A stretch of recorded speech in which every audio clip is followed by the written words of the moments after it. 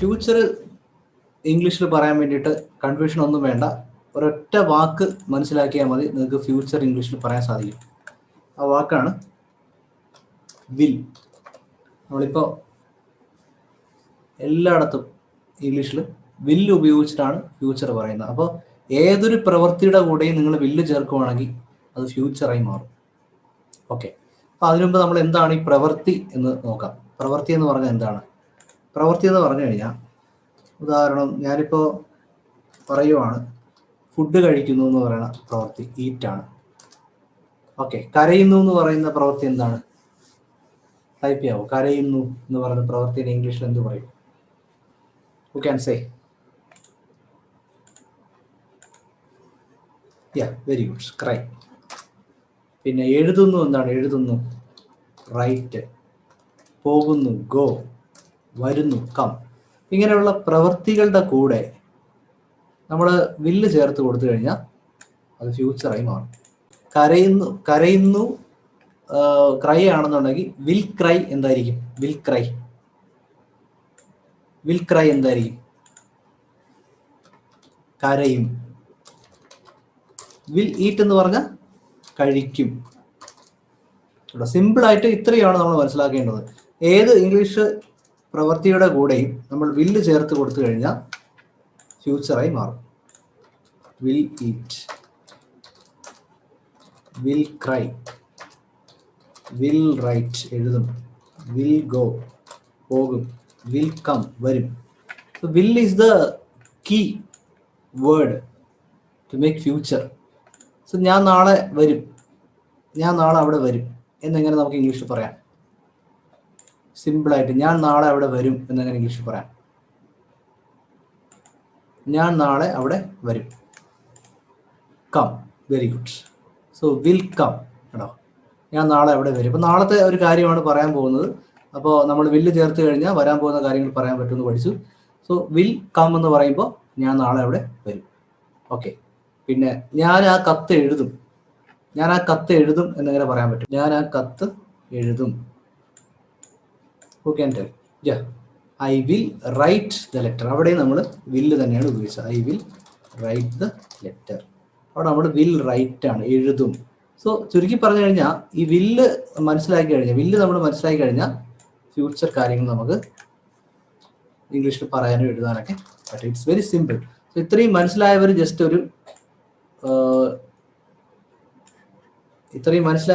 ഒരു മീ അടിച്ച് ME. ആർക്കൊക്കെ മനസ്സിലായി? How many of you understood this concept? വില്ല് ചേർക്കുക, പ്രവൃത്തിയുടെ കൂടെ വില്ല് ചേർക്കുക, ഫ്യൂച്ചർ കണ്ടുപിടിക്കുക, ഫ്യൂച്ചർ സംസാരിക്കാം, ഫ്യൂച്ചറിൽ എഴുതാം. ഓക്കെ, വളരെ സിമ്പിൾ, വെരി സിമ്പിൾ ആണ്. വില്ല് ചേർക്കുക, ഫ്യൂച്ചർ. Very good. അപ്പോൾ ഇനി നമ്മൾ കുറച്ചുകൂടെ ഡെപ്തിലോട്ട് പോവുകയാണ്. ഓക്കെ, ഇപ്പോൾ ഫ്യൂച്ചർ എന്ന് പറയുമ്പോൾ തന്നെ അതിനകത്ത് 4 ടൈപ്പ് രീതിയിൽ ഇത് പറയാൻ പറ്റും. ഫ്യൂച്ചർ ഓക്കെ, 4 രീതിയിൽ പറയാൻ പറ്റും. ഒരു പ്രവൃത്തി നാളെ ചെയ്യുന്ന ഒരു പ്രവൃത്തി പറയണമെങ്കിൽ അതിനൊരു സ്റ്റൈലുണ്ട്. നാളെ ഒരു പ്രവൃത്തി ചെയ്തുകൊണ്ടിരിക്കും എന്ന് പറയണമെങ്കിൽ അതിന് ഇംഗ്ലീഷിൽ വേറൊരു സ്റ്റൈലുണ്ട്. നാളെ ഞാനത് ചെയ്ത് കഴിയും എന്ന് പറയുവാണെങ്കിൽ അതിന് വേറൊരു സ്റ്റൈലുണ്ട്.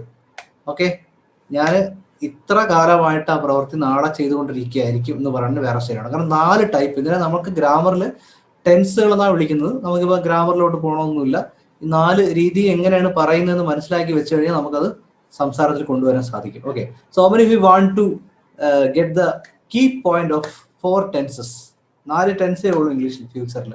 അപ്പോൾ 4ന്റെയും കീ എലിമെന്റ് എത്ര പേർക്ക് വേണം? Please type yes. How many of you want a shortcut to understand the key elements of 4 future tenses? Good. ശരി, താങ്ക് യു. അപ്പോൾ വളരെ സിമ്പിളാക്കി ഞാൻ പറഞ്ഞുതരാം. നിങ്ങൾ എൻ്റെ ഒപ്പം ശ്രദ്ധിച്ചിരുന്നാൽ മതി. ഡൗട്ട് ഉണ്ടെങ്കിൽ ചോദിച്ചു പോവുക. 1 ആക്ടിവിറ്റി ഇൻ ഫ്യൂച്ചർ. നാളെ നടക്കാൻ പോകുന്ന ഒറ്റ കാര്യം പറയുന്നതാണ് ഒന്നാമത്തെ ടൈപ്പ് ടെൻസ്. നാളെ ഞാൻ ചെയ്യാൻ പോകുന്ന ഒരു കാര്യം പറയുവാണ്. ഉദാഹരണം, ഞാൻ പറയുവാണ് നാളെ ഞാൻ ചെന്നൈ പോകും. Okay, I will go to Chennai tomorrow. അതാണ് ഒന്നാമത്തെ ടൈപ്പ് ടെൻസ്. ഓക്കെ, ഒരു ആക്ടിവിറ്റി കാണിക്കാൻ വേണ്ടി ഉപയോഗിക്കുന്നു. നാളെയോ അല്ലെങ്കിൽ ഇന്നത്തെ ആണെന്നാലും കുഴപ്പമില്ല. ഇപ്പം ഇന്നിപ്പോൾ 9:30 ഞാൻ പറയുകയാണെങ്കിൽ ഞാൻ 10:30 ഞാൻ ഉറങ്ങും എന്ന് പറയുവാണെങ്കിൽ ഈ ടെൻസ് ആണ് actually. So I will sleep at 10 PM. Tense ആണ് കേട്ടോ. I will sleep at 10 PM. വളരെ സിമ്പിളാണ്. നമ്മൾ നേരത്തെ പഠിച്ച അതേ സംഭവം തന്നെയാണ് സ്ലീപ്പിന്റെ കൂടെ വില്ല് ചേർത്തിരിക്കുന്നത് കേട്ടോ. സ്ലീപ്പിന്റെ കൂടെ വില്ല് ചേർത്തിരിക്കുന്നു. വൺ ആക്ടിവിറ്റി ഇൻ ഫ്യൂച്ചർ, ഫ്യൂച്ചറിലുള്ള ഒറ്റ കാര്യം പറയാൻ വേണ്ടിയിട്ട്. So I will sleep at 10 PM today, tonight. So I will go to Chennai tomorrow, നാളെ ഞാൻ ചെന്നൈയിൽ പോകും. ഓക്കെ, നാളെ അവൾ എന്നെ വിളിക്കും എന്നെങ്ങനെ പറയും? ഒറ്റ ആക്ടിവിറ്റിയേ ഉള്ളൂ. അപ്പോൾ ഈ ടെൻസിലാണ് പറയാന്നുള്ളത്. എങ്ങനെ പറയാം? നാളെ അവൾ എന്നെ വിളിക്കും. ആർക്ക് പറയാൻ സാധിക്കും? നാളെ അവൾ എന്നെ വിളിക്കും. Tomorrow she will call me. Okay, to me വേണ്ട, she will call me tomorrow. അപ്പോൾ വിൽ കോൾ അവിടെ നമ്മൾ നേരത്തെ പഠിച്ച will call tomorrow, she will call me tomorrow. ഇനി tomorrow she will call me ആണോ, she will call me tomorrow ആണോ, ഇതിനൊന്നും വലിയ പ്രാധാന്യമില്ല. ആ പക്ക നിങ്ങളുടെ റൂളൊക്കെ നോക്കിയിട്ട് ഇതെല്ലാം പെർഫെക്റ്റ് ആക്കിയിട്ട് സംസാരിക്കുമെന്ന് വെച്ച് കഴിഞ്ഞാൽ സംസാരിക്കാൻ പറ്റത്തില്ല. She will call me tomorrow എന്ന് പറഞ്ഞാൽ tomorrow she will call me എന്ന് പറഞ്ഞാലും സ്പോക്കൺ ഇംഗ്ലീഷിൽ എല്ലാം ഒന്ന് തന്നെയാണ്. ഓക്കെ, നമ്മുടെ എഴുത്ത് ഭാഷയിൽ പോകുമ്പോൾ ചിലപ്പോൾ ടൈപ്പ് ചിലപ്പോൾ അവസാനം വയ്ക്കുന്നത് കുറച്ചുകൂടെ സ്റ്റൈലിഷ്, ഇങ്ങനെയുള്ള കാര്യങ്ങൾ ഉണ്ടായിരിക്കും. പക്ഷേ സംസാര ഭാഷയിൽ ഇതൊന്നും വിഷയമേ അല്ല. ഈ വില്ലും കോളും ഒരുമിച്ച് വരുന്നുണ്ടോ എന്ന് മാത്രം നോക്കാം. ഷീ കോൾഡ് മീ എന്നൊക്കെ പറഞ്ഞ് തെറ്റിപ്പോയി, പിടിയിട്ടുക. ഷീ വിൽ കോൾ, അവൾ എന്നെ നാളെ വിളിക്കും. She will call me tomorrow. That is the application of first activity. She will call me tomorrow. She will call me tomorrow. അവൾ നാളെ എന്നെ വിളിക്കും.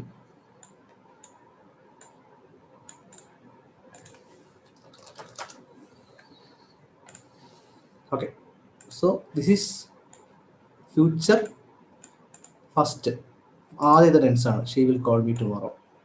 ഈ ടെൻസിൽ എന്തെങ്കിലും ഡൗട്ട് ഉണ്ടെങ്കിൽ നിങ്ങൾക്ക് ഇപ്പോൾ ചോദിക്കാം. Do you have any doubt regarding this tense?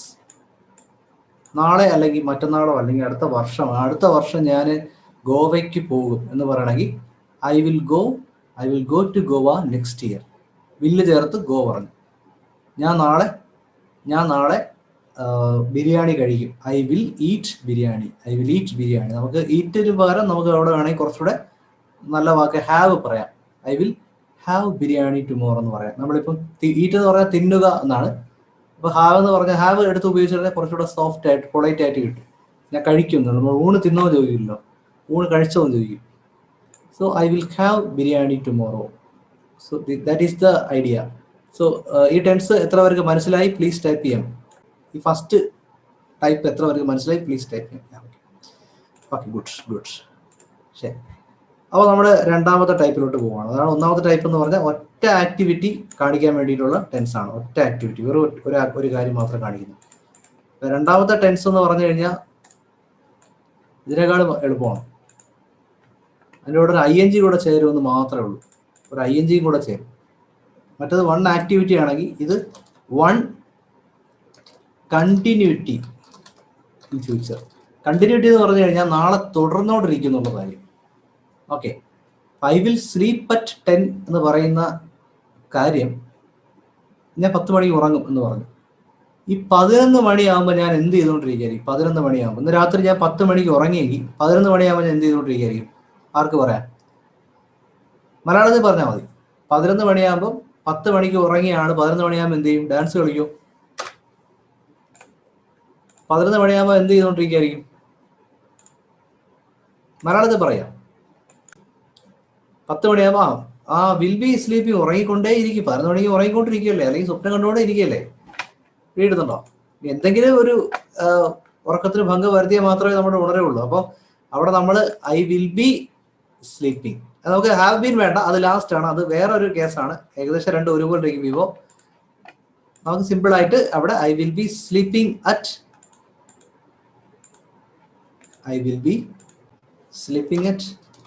11 o'clock. I will be sleeping at 11 o'clock അല്ലെങ്കിൽ 11 PM എന്നിട്ട്. പിന്നെ ഇവിടെ എന്ത് മാറ്റമാണ് സംഭവിച്ചത്? ഇവിടെ വിൽ സ്ലീപ്പ് വന്ന്, പക്ഷെ ഇവിടെ ഒരു ING വന്നു. ഈ ING ഒന്ന് നിലയ്ക്ക് നിർത്താൻ വേണ്ടിയിട്ട് ബി എന്ന് പറയുന്ന ഒരു വാക്കുകൂടെ ചേർത്തു. കണ്ടോ? ഐ വിൽ സ്ലീപ്പിംഗ് എന്ന് പറയാൻ ഒരു രസമില്ല. ആലോചിക്കുക, ഐ വിൽ സ്ലീപ്പിംഗ് എന്ന് പറയാം. So I will be sleeping, ഞാൻ ഉറങ്ങുകയായിരിക്കും കേട്ടോ. അപ്പം ഞാൻ നാളെ ചെന്നൈക്ക് പോകുമെന്ന് പറഞ്ഞു. ഞാൻ ഇവിടെ നിന്ന് 9:30 ഫ്ലൈറ്റിലാണ് പോകുന്നത്. അപ്പോൾ ഞാനൊരു 10:15 എന്ത് ചെയ്യുമായിരിക്കും, 10:15 ഞാൻ ട്രാവലിംഗ് ചെയ്തുകൊണ്ടിരിക്കുകയായിരിക്കും, അല്ലെങ്കിൽ ഞാൻ പറക്കുകയായിരിക്കും ഫ്ലൈറ്റിൽ നിന്ന്. So I will be travelling to Chennai tomorrow. നാളെ ഞാൻ 10:15 ട്രാവൽ ചെയ്തുകൊണ്ടിരിക്കുകയായിരിക്കും ചെന്നൈയിലോട്ട്. അവിടെ തുടർച്ചയാണ് കാണിക്കുന്നത്. നേരത്തെ പറഞ്ഞ പോലെ ഒറ്റ ആക്ടിവിറ്റി അല്ല. ഇപ്പം അവൾ എന്നെ വിളിക്കും എന്ന് ഞാൻ പറഞ്ഞു, അത് ഒറ്റ ആക്ടിവിറ്റിയാണ്. ഓക്കെ, അപ്പോൾ അവൾ എന്നെ വിളിക്കുമെന്ന് പറഞ്ഞ് സംഭവം, അവൾ എന്നെ വിളിക്കുമ്പോൾ എന്താ സംഭവിക്കുന്നത്? അവൾ എന്നെ വിളിക്കുമ്പോൾ എന്താണ് സംഭവിക്കുന്നത്? അവൾ എന്നെ വിളിക്കുമ്പോൾ അവൾ എന്നോട് സംസാരിക്കുകയായിരിക്കും, തുടർച്ച കാണിക്കുന്നുണ്ട്. She will be talking to me. അവൾ എന്നോട് നാളെ സംസാരിക്കുകയായിരിക്കും. ഇവിടെ ING വന്നു കേട്ടോ. ഇതാണ് ആ വ്യത്യാസം. മറ്റത് ഒറ്റ ആക്ടിവിറ്റി പറഞ്ഞു, ഇവിടെ വിൽ ബിയും ഒരു ING കൂടെ ഇട്ടു. ഇനി ING ഇത് ബി എന്തിനു വന്നു, വിൽ എന്തിനു വന്നു, അങ്ങനെയൊന്നും ആലോചിക്കരുത്. കടന്നു കയറി ചിന്തിച്ചു കഴിഞ്ഞാൽ നമുക്കൊന്നും പഠിക്കാൻ പറ്റത്തില്ല. ഒറ്റ കാര്യം പറയുകയാണെങ്കിൽ വില്ലും ആ ആക്ടിവിറ്റിയും പറയുക, തുടർച്ച കാണിക്കണമെങ്കിൽ വിൽ ബിയും ING പറയുക. നിങ്ങളൊരു എക്സാമ്പിൾ എഴുതി ഇടുക ഞാൻ പറയുന്നതിൻ്റെ. നാളെ ഞാൻ 2 മണിക്ക് ബിരിയാണി കഴിക്കുകയായിരിക്കും, ഞാൻ കഴിച്ചുകൊണ്ടിരിക്കുകയായിരിക്കും നാളെ. അപ്പോൾ അവിടെ ബിയും കൂടെ ചേർത്തിട്ട് നിങ്ങളൊന്ന് എഴുതിയിട്ടെ നോട്ടെ. നാളെ ഞാൻ 2 മണിക്ക് ബിരിയാണി കഴിച്ചുകൊണ്ടിരിക്കുകയായിരിക്കും. മൂന്നാമത്തെ ടെൻസ് ഒന്ന് ശ്രദ്ധിക്കുക. മൂന്നാമത്തെയാണ് പാട്. ആദ്യത്തെ 2 എളുപ്പമാണ്. മൂന്നാമത്തെ ശ്രദ്ധിക്കുക. നാളെ ഒരു കാര്യം കംപ്ലീറ്റ് ചെയ്തിട്ടുണ്ടാവും എന്ന് പറയുന്നത്, ഞാനത് ഫിനിഷ് ചെയ്തിട്ടുണ്ടാവും എന്ന് പറയണം. നാളെ ഞാൻ ചെന്നൈയിൽ എത്തിയിട്ടുണ്ടാവും എന്നാണ് ഈ പറയേണ്ടത്. അപ്പൊ ഇവിടെ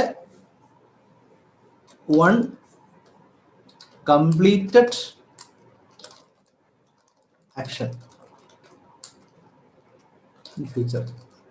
ഫ്യൂച്ചറിലെ ഒരു കാര്യം നാളെ കംപ്ലീറ്റ് ചെയ്ത് കഴിയും. അപ്പം ഞാൻ ഇവിടെ നിന്ന് 10 മണിക്ക് ചെന്നൈയിലേക്ക് പോകാൻ വേണ്ടി തുടങ്ങി, അല്ല 9:45 9:30 ഫ്ലൈറ്റ് തുടങ്ങി, 10:15 ഞാൻ ഫ്ലൈറ്റിൽ ഇരിക്കുവാണ്.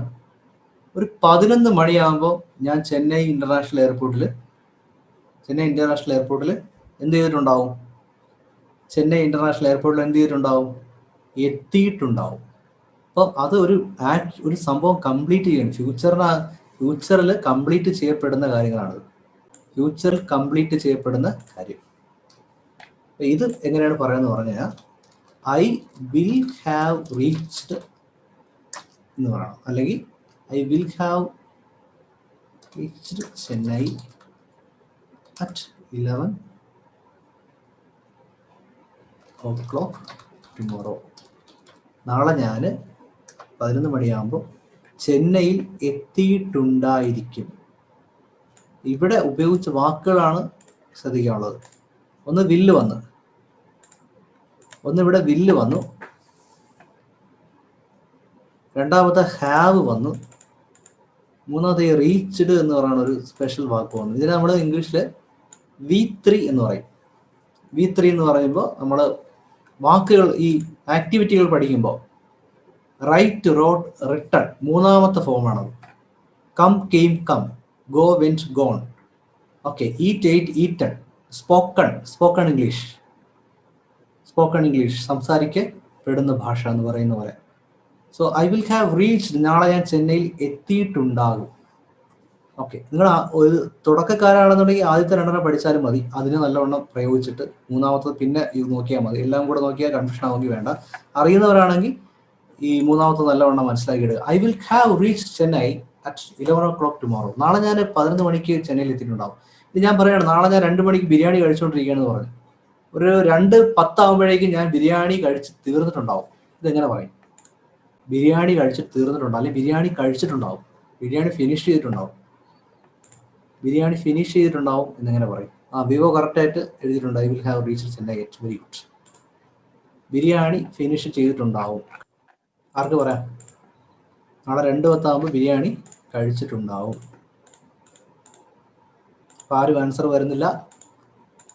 അതായത് വില്ല് വരണം, ഹാവ് വരണം, ഈറ്റിന്റെ മൂന്നാമത്തെ ഫോം വരണം. വില്ല് വരണം, ഹാവ് വരണം, ഈ മൂന്നാമത്തെ ഫോം വരണം. അപ്പൊ അതിന്റെ ആൻസർ പറഞ്ഞു ഇവിടെ. I will have eaten biryani tomorrow.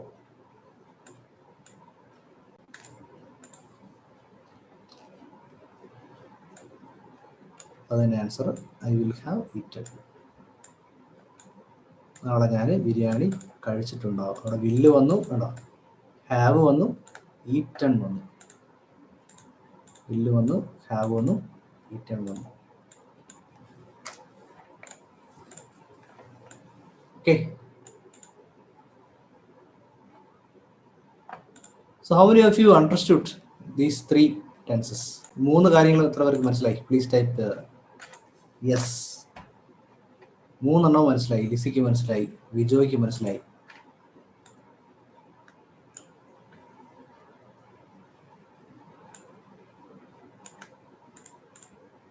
ഇനി 4മത്തെ കൂടെ പറയാം. 4മത്തെ കണ്ടു കഴിഞ്ഞാൽ പേടിയാവും, പക്ഷേ ഒന്നുമില്ല, പ്രത്യേകിച്ച് അതിനകത്ത് പഠിക്കാൻ വേണ്ടി കാര്യമായിട്ടൊന്നുമില്ല. അതിൻ്റെ ഒരു നീളം കണ്ട് പേടിക്കാതിരുന്നാൽ മതി. 4മത്തിന് ഒറ്റ ഉപയോഗമുള്ളൂ, ഡ്യൂറേഷൻ. പറയുന്നത് എങ്ങനെയാണ്? ഐ വിൽ ഹാവ് ബീൻ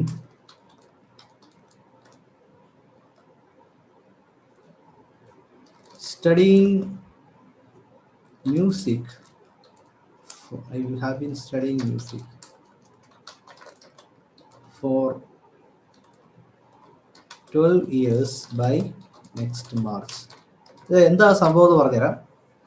ഫ്യൂച്ചറിൽ ഒരു ഡ്യൂറേഷൻ കംപ്ലീറ്റ് ചെയ്യും. ഇതാണ് സംഭവം. ഇതെവിടെ ഉപയോഗിക്കുമെന്ന് പറഞ്ഞാൽ ഇതൊക്കെ റെയറാണ്, എപ്പോഴും ഉപയോഗിക്കുന്ന സംഭവം അല്ല. ആദ്യത്തെ 2 ടെൻസാണ് ഏറ്റവും കൂടുതൽ ഉപയോഗിക്കുന്നത്. 3മത്തെ മനസ്സിലാക്കി കഴിഞ്ഞാൽ നമുക്ക് ഇടയ്ക്കിടയ്ക്ക് പ്രയോഗിക്കാം. 4മത്തെ അങ്ങനെ അധികം ഉപയോഗിക്കുന്ന സംഭവമല്ല. I will have been studying music four 12 years. 12 വർഷങ്ങളായി ഞാൻ മ്യൂസിക് പഠിക്കുകയായിരിക്കും അടുത്ത മാർച്ച് ആകുമ്പോഴേക്കും. ഇത് എവിടെ ഉപയോഗിക്കുമെന്ന് പറഞ്ഞാൽ, നമ്മൾ പറയില്ല, ഇപ്പോൾ കൊച്ചിയിൽ വന്നിട്ട് അടുത്ത ഡിസംബർ ആകുമ്പോഴേക്കും 2 വർഷം തികയുമായിരിക്കും കേട്ടോ, നമ്മളിങ്ങോട്ട് സ്ഥലം മാറി വന്നിട്ട് എന്ന് പറയും. സോ ഫ്യൂച്ചറിൽ ഒരു ടാസ്ക് കംപ്ലീറ്റ് ചെയ്യുമായിരിക്കും. ഫ്യൂച്ചറിൽ ഒരു ടാസ്ക് കംപ്ലീറ്റ് ചെയ്യുമായിരിക്കും, ഒരു ഡ്യൂറേഷൻ കാണും. ഇതിനകത്ത് ഉപയോഗിക്കുന്ന വാക്കുകൾ എന്ന് പറയുമ്പോൾ വില്ലും ഹാവ് ബീനും, ഞാൻ കറക്റ്റ് ചെയ്തിട്ടുണ്ട്, വിൽ ഹാവ് ബീൻ ING. ഇവിടെ വില്ലും ആക്ടിവിറ്റിയും, ഇവിടെ വിൽ ബീയും INGയും, ഇവിടെ വിൽ ഹാവും 3മത്തെ ഫോമും, ഇവിടെ വിൽ ഹാവ് ബീനും ING. നിങ്ങൾ എത്ര കാലമായിട്ട് ഇവിടെ വർക്ക് ചെയ്യുവാണ്? ഞാനിവിടെ ഏകദേശം 10 വർഷമായിട്ട് വർക്ക് ചെയ്യുകയാണ്. അത് പ്രസന്റിൽ പറയും, I have been working here four 10 years. അപ്പോൾ 2025 ആകുമ്പോൾ എത്ര വർഷമാവും എന്ന് ചോദിച്ചു കഴിഞ്ഞാൽ 2025 ആകുമ്പോൾ 15 വർഷം തികയ്ക്കുകയായിരിക്കും. ഫ്യൂച്ചറിൽ തികയുമെന്നാണ് പറയണം. So I will have been working here for 15 years by 2025 എന്നാണ് സംഭവം. ഓക്കെ, അത് അത്രയും ഇമ്പോർട്ടൻസ് ഒന്നും അല്ല, റെയർ ആയിട്ട് വരുന്ന ഒരു കേസാണ്. സോ എത്ര പേർക്ക് ഇന്നത്തെ ക്ലാസ് യൂസ്ഫുൾ ആയി തോന്നി? Please type your feedbacks. Did you learn something?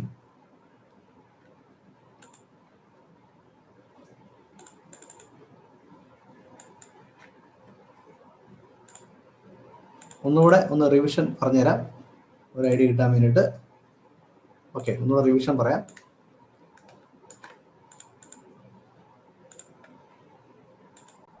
ഫ്യൂച്ചറാണ് നമ്മൾ ഇന്ന് പഠിക്കാൻ പോകുന്ന. ഫ്യൂച്ചർ എന്ന് പറഞ്ഞാൽ വരാൻ പോകുന്ന കാര്യങ്ങൾ. വില്ലാണ് ഇതിൻ്റെ കീ.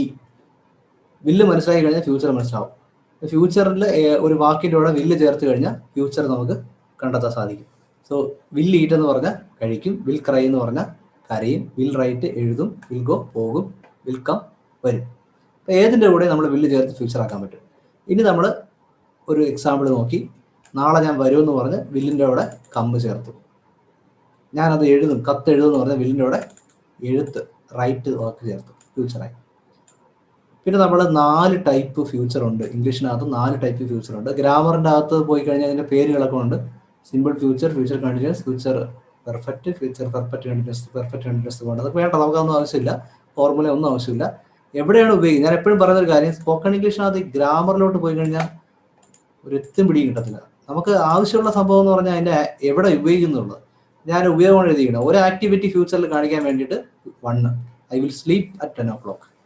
കണ്ടിന്യൂറ്റി കാണിക്കാൻ വേണ്ടിയിട്ട് 2, ING ചേർത്തു, I will be sleeping at 11 PM. പിന്നെ ഫ്യൂച്ചറിൽ കംപ്ലീഷൻ കാണിക്കാൻ വേണ്ടിയിട്ട് വില്ലും ഹാവും പിന്നെ ഒരു 3rd ഫോമും കൂടെ ചേർത്തു, I will have reached night 11 o'clock tomorrow. പിന്നെ കാലാവധി ഇത്ര നാളായിട്ട് ഞാൻ പഠിക്കുകയാണ്, ഇത്ര നാളായിട്ട് ജോലി ചെയ്യുകയായിരിക്കും എന്നൊക്കെ കാണിക്കാൻ വേണ്ടിയിട്ട് വിൽ ഹാവ് ബീൻ സ്റ്റഡിങ് അല്ലെങ്കിൽ വിൽ ഹാവ് ബീൻ ing എന്ന് പറയുന്ന പ്രയോഗം ചെയ്തു.